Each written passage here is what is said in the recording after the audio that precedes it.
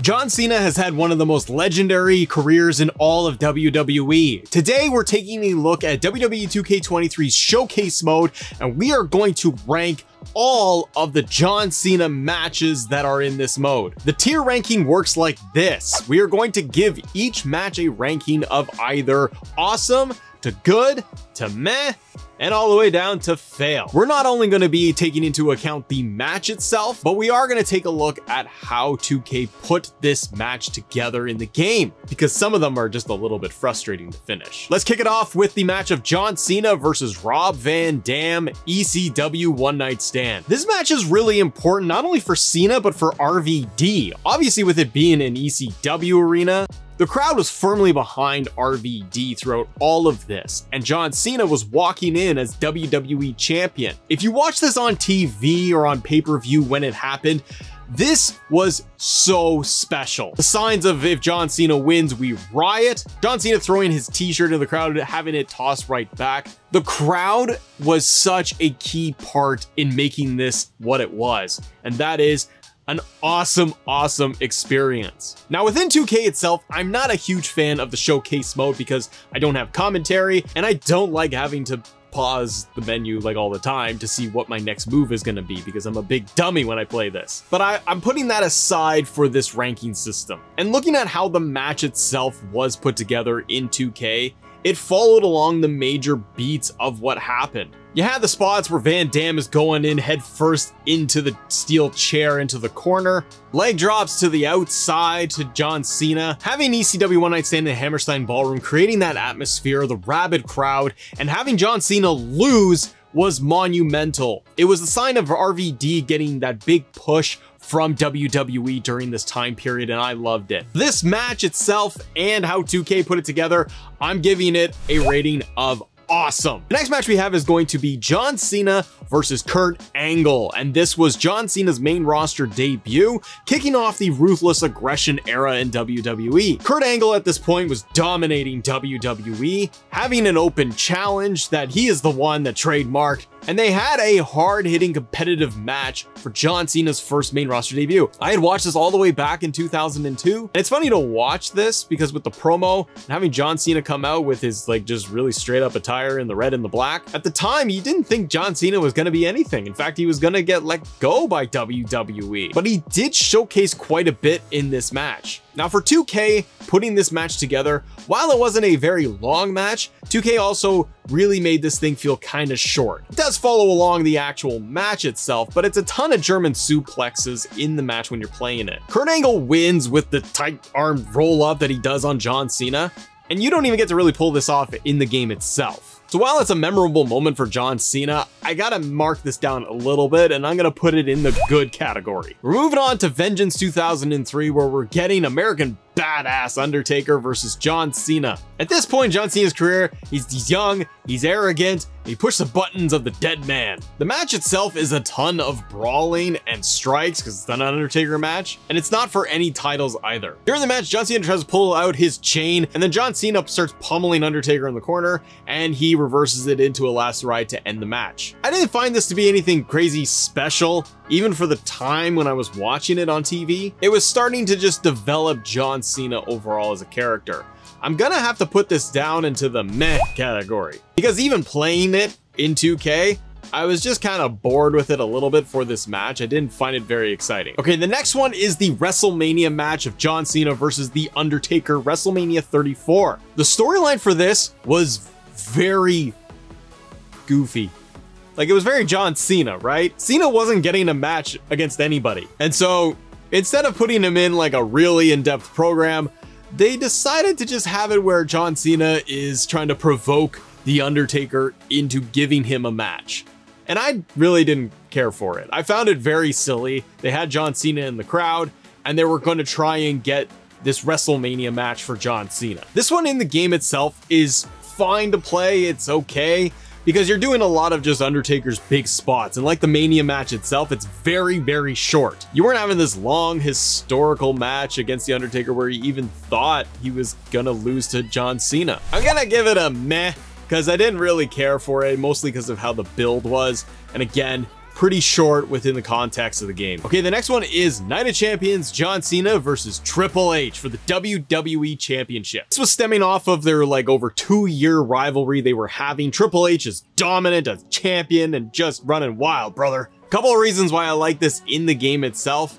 I like that we're getting long-haired Triple H, so we got that alt version of him. There weren't any crazy giant moments within this. You're trading submissions and pedigrees and attitude adjustments. And you had to hit multiple pedigrees in order to finally put down John Cena as Triple H. I'm gonna end up putting this one up under good, because it's the only Triple H match we got in the showcase mode, and I thought it came across pretty good in the game. Okay, John Cena, AJ Styles, SummerSlam 2016.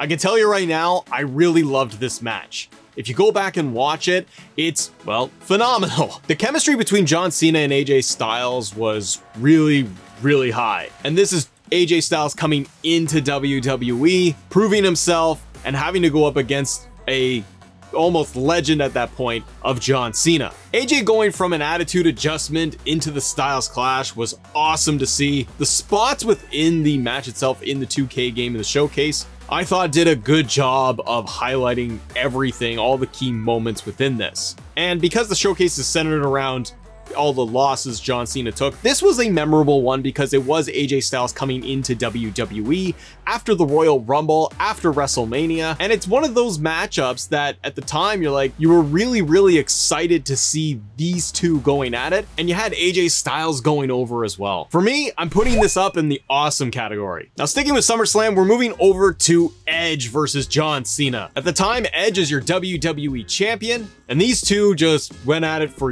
years against one another. There's a lot of near falls within the match itself. You got Lita involved throughout the entire thing, and Edge wins by hitting John Cena with the brass knucks to the back of the head to win the match.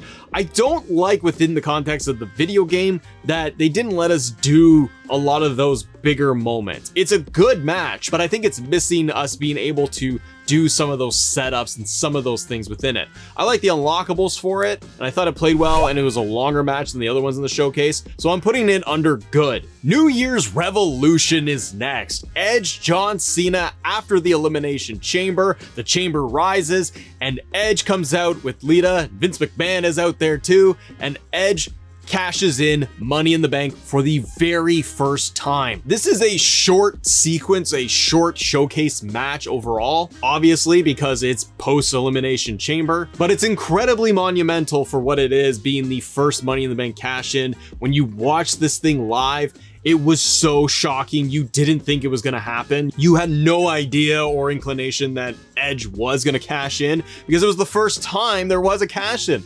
People at the time didn't really know that they could have even done that, where the chamber would come up and then there would be a cash-in. So for the shock and surprise of the match itself and for putting it together for the key moments within the showcase, I have to give this thing a rating of awesome. Okay, then we move on to John Cena versus Roman Reigns, the first year of the Tribal Chief. It feels like a decade ago at this point with everything with the bloodline right now. But John Cena came in, and Roman Reigns at this point, a year into it, was already feeling like he had beaten everybody there is to beat. John Cena enters the frame, and we are getting this rivalry in this match at SummerSlam.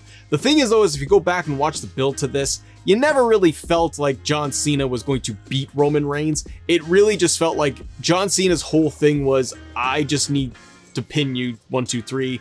I just need 3 seconds. So they tried their best here to give you some doubt with John Cena, but it never reached the height for me that I was hoping it would. The match is very consequential because it is the rise of the Tribal Chief and him needing to take down John Cena, especially after their previous encounters when Roman Reigns was still trying to get out of the Shield and he was being the big dog and all of that. John Cena was destroying him on the microphone. This was kind of a redemption for Roman Reigns at this point. What I did really like within the game itself for Showcase was the cutscenes, where you're getting the likes of Roman Reigns standing on top of the steel steps, holding the Universal Championship. Those are really cool little touches and add-ons to Showcase mode. You have going through the announce table on the outside, you got Roman Reigns hitting the spear and Superman punches. Overall, I think that this was actually a pretty awesome match for the depth of it, the cutscenes. I thought it was really good. I'm gonna end up giving this a rating of good because it's good to awesome. It's right in there. I like the table spots, I like all the sequences, the cutscenes. You felt like the match was given a lot of time within showcase mode, but the build itself by WWE was kind of on the average side, so I'm kind of knocking it there a little bit. Now we move on to once in a lifetime of The Rock versus John Cena. Before we do that though, if you guys enjoy videos like this, let me know, hit the like button and subscribe to the channel so you stay up to date with all the content that we have here on the channel. Moving over to The Rock and John Cena at WrestleMania. This was built for a year. It went a long time before we got this, and I will give them, in retrospect, give them a lot of props and praise because they built an entire match over the course of a year, which was really unheard of for WWE at this time period. WWE themselves did an excellent job building this up, and WWE was trying to build this up as like we had Rock and Hogan, those generational matches. So it's really significant here in WWE's history. The Cena Rock promos were outstanding, going back and forth, and again, it's not like we had The Rock in there every single week. The table spots with Rock Bottom in there, you've got so much back and forth, good cutscenes throughout all of this, and because this is at WrestleMania, it was given a lot of time, and the significance of it, I gotta give this a rating of awesome. Like I said, it's so significant for WWE, it's fun to play, you get different versions of The Rock, and obviously within WWE, it set up the twice in a lifetime match. We're going to Suplex City, John Cena versus Brock Lesnar at SummerSlam for the undisputed championships, the WWE and the World Heavyweight titles. This was the incarnation of Suplex City, and this one is really significant too because you are getting John Cena losing to Brock Lesnar in really quick, dominant fashion, and we had never seen that really with John Cena before. It's always been Super Cena, but not this time. Watching this SummerSlam match when it happened was pretty shocking in that you didn't think John Cena was going to be dominated like that, even by Brock Lesnar. I thought it was going to be a lot more back and forth, and it wasn't. And that's what made it really cool when you look back at it. Now, I will kind of knock it a little bit because when you're playing this match, it is for what the match is. It's just dominating John Cena, doing so many suplexes. I kind of feel like WWE 2K should have picked a different match. It's really significant. It does matter, but I'm saying that for the gameplay aspect, doing suplexes over and over again is pretty boring. So while in WWE, it's really cool that John Cena lost to Brock like this, within the context of the game, it kind of fell flat for me. I'm rating this down as a meh, because I love that Brock won, but just playing this in 2K, I just really wanted to get through it. Now they have the bonus match in here of John Cena versus Brock Lesnar all the way back in 2003. You got Dr. Thugonomics John Cena versus a very young Brock Lesnar coming in and winning the Undisputed Championship. This brought me back kind of to, honestly, to days of like Here Comes the Pain, when you have a much quicker, bigger variety of moves out of Brock Lesnar going up against Thugonomics John Cena. So it felt like a little bit more of a throwback match when I was actually playing it in the game. I like the unlockables for it, but it wasn't anything that really blew me out of the water. I'm gonna give this a rating of good. SummerSlam 2008 Batista, a heel Batista going up against John Cena. I went back and rewatched some of this to get some context of the match itself, the build up and all of that, and it's fine, it's good, but like, it's nothing crazy at the time. I wasn't blown away by playing this match either. Batista at this time with his heel persona, I loved it. I really dug Batista right here. I felt like for this in a showcase match, it was just kind of in there, to be honest, and they could have done a lot of different matches than this one, because I don't feel like it had any crazy significance other than it's just John Cena versus Batista, two big WWE Ruthless Aggression era guys going at it. I'm gonna be rating this one a meh, because I could kind of just take it or leave it. Hell in a Cell 2009 is next. Randy Orton, John Cena going up for the WWE Championship. These guys have been going at it for years against each other, and well, we got this huge Hell in a Cell match, and overall, I didn't love it. I thought that the match itself for WWE, it could have used a lot more in terms of violence, and within 2K playing it, I kind of was just thinking it was a little bit average. It's not a bad match by any means, but there's not a lot of crazy spots. You're doing the chair shots, you're doing the steel step spot. This version of Viper Randy Orton was really cool at this time, but I think we had also seen so much John Cena versus Randy Orton at this point that it was kind of okay. So I am gonna give it a rating of good. It's a good match. It's fine. Like, it's not meh, it's not trash, but I feel like it didn't blow me away. It's a Hell in a a Cell, which is great, but they didn't utilize a lot of Hell in a Cell for this. Okay, the next one we have is kind of wonky. It's not tied to anything to do with the WWE match. It's pick your own opponent against John Cena. I really don't know why 2K added this in here. It seems silly and a waste. It just didn't make any sense why I did it. And honestly, I remember the first time I played this, I was confused at what I did wrong and failing the objectives. And then it moves you on to the Super Cena match. I don't know why this thing for the first pick your John Cena opponent was in here. I'm putting this into trash because it just doesn't need to exist. Then you move on to Super Cena. Now, having the Super Cena match and having it against Invisible You Can't See Me John Cena is funny. It is funny for that, and he's overpowered. It's not impossible to beat him. He's obviously overpowered like crazy, so when you are playing this and if you jack up the difficulty, you're gonna actually have a hard time, which is good. So with this, overall, you're going back and forth and you're getting an actual challenge out of it. Plus it's silly with Invisible John Cena.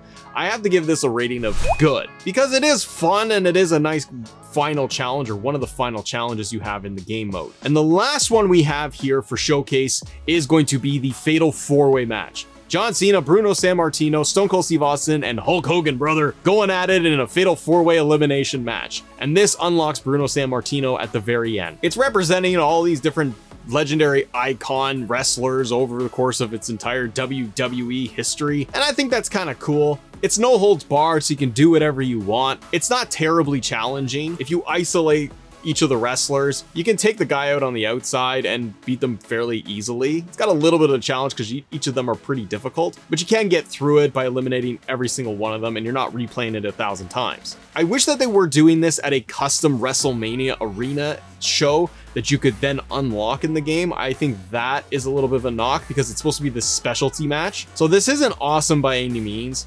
Bruno is great that he's in there and he was announced. I would have almost preferred I just got Hulk Hogan versus John Cena one-on-one, or Austin versus John Cena. I'm gonna give this a good because I don't think it's terrible by any means.